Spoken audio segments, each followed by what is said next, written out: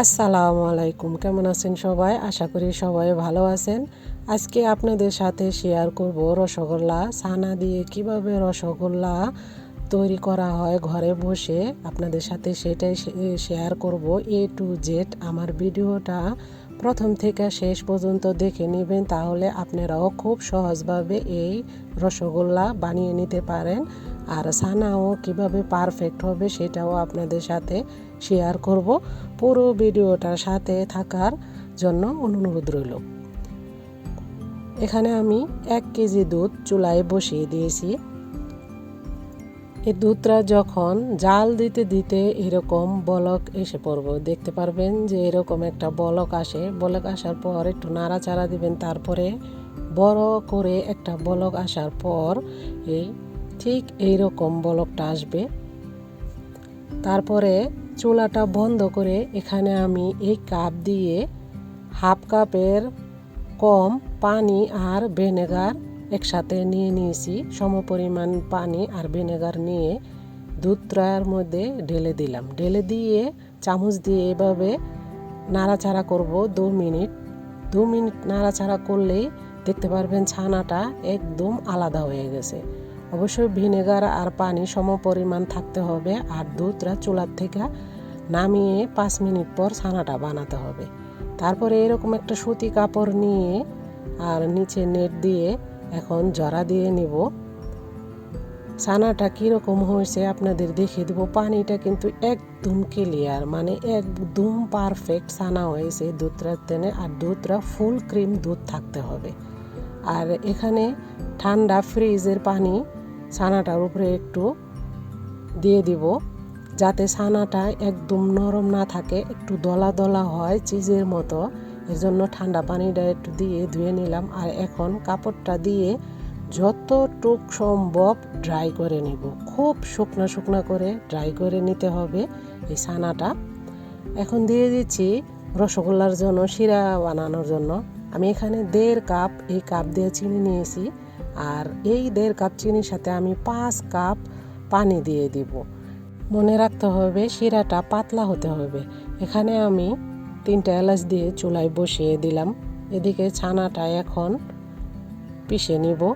ছানাটা মাশাআল্লাহ খুব সুন্দরভাবে একবার পারফেক্ট ছানা হয়েছে। আপনারা যদি এই টিপসগুলো ফলো করেন অবশ্যই ছানা আপনারা পারফেক্ট পাবেন। এখন হাতের তলা দিয়ে এভাবে ডলে নেব। 2-4 মিনিট এমনভাবে ডলে নিতে হবে যাতে ছানাটা একদম পিস হয়ে যায় সুন্দরভাবে, যেন প্লেটের থেকে সুন্দরভাবে আলাদা আলাদা হয়ে যায়। এভাবে পিষতে হবে। এই পর্যন্ত যারা আমার ভিডিওটা দেখতেছেন, ভালো লাগলে একটা লাইক দিয়ে দিবেন। বেশি ভালো লাগলে সাবস্ক্রাইব করে পাশে থাকবেন, বেল আইকন প্রেস করে নিত্য নতুন ভিডিও পাওয়ার জন্য। তো হাত দিয়ে আমি একটু 2-4 মিনিট এইভাবে পিষিয়ে নেব। এখন দেখতে পাবেন যে একদম প্লেটের থেকে আলাদা হয়ে গেছে। দেখতেন সফট সফট একটা ছানাটা কিন্তু এভাবেই পিষে নিতে হবে। খুবই সুন্দরভাবে সফট সফট একটা ডো হয়ে যাবে। আপনি নিজেই বুঝতে পারবেন, যখন এটা পিষবেন তখন আপনি বুঝতে পারবেন এটা কীরকম একটা সুন্দরভাবে সফট সফট একটা ডো হয়েছে। ঠিক এইরকম হয়ে যাওয়ার পর আমি 1 চামচ এখানে ময়দা নিয়ে নিলাম আর 3 আঙ্গুলের 1 চিমটি বেকিং পাউডার নিয়ে নিলাম।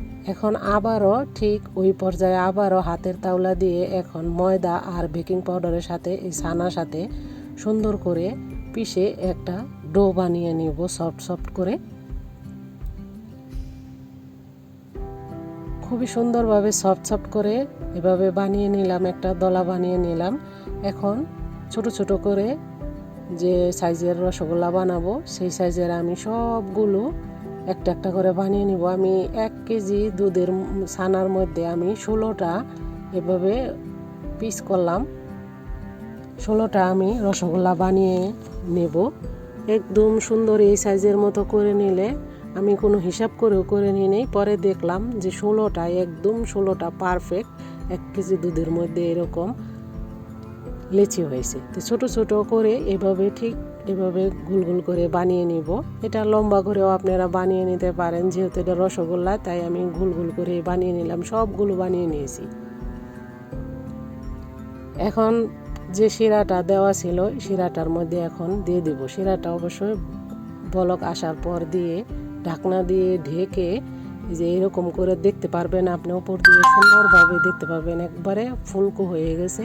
এভাবে জাল দিয়ে 20 মিনিট একদম ফুল ফ্লেম করে ঢাকনা দিয়ে ঢেকে 20 মিনিট রান্না করে নেওয়ার পর তারপর কয়েক মিনিট পর পর ঢাকনা উঠিয়ে নাড়াচাড়া করে দিয়ে এভাবে একটা ঘনত্ব শিরা পর্যন্ত আনতে হবে। আর এটা খেয়াল রাখতে হবে, শিরাটা প্রথমে অবশ্যই পাতলা থাকতে হবে, পাতলা থাকলেই মিষ্টির ভিতরে রসটা ঢুকবে। তারপর জাল করতে করতে এরকম ঠিক ঘনত্ব এসে পড়বে। ঘনত্ব আসার পর এরকম ঠিক ঢাকনা দিয়ে ঢেকে সারা রাত দিন রেখে দেন। রেখে দেওয়ার পরে তারপরে দেখতে পারবেন এরকম মাশাআল্লাহ খুব সহজভাবে বানিয়ে নেওয়া যায়, দেখতেই পারলেন। আর বোঝানোর খুবই চেষ্টা করলাম, আপনারা অবশ্যই এইভাবে ট্রাই করবেন, ট্রাই করলে ফেল হবেন না। খুবই সুন্দরভাবে সহজভাবে বানিয়ে নেওয়া যায়। প্রথম একটু কঠিন লাগে, তারপরে 1-2 বার বানালেই এই মিষ্টির রেসিপিটা আপনাদের কাছে খুবই সহজ হয়ে যাবে।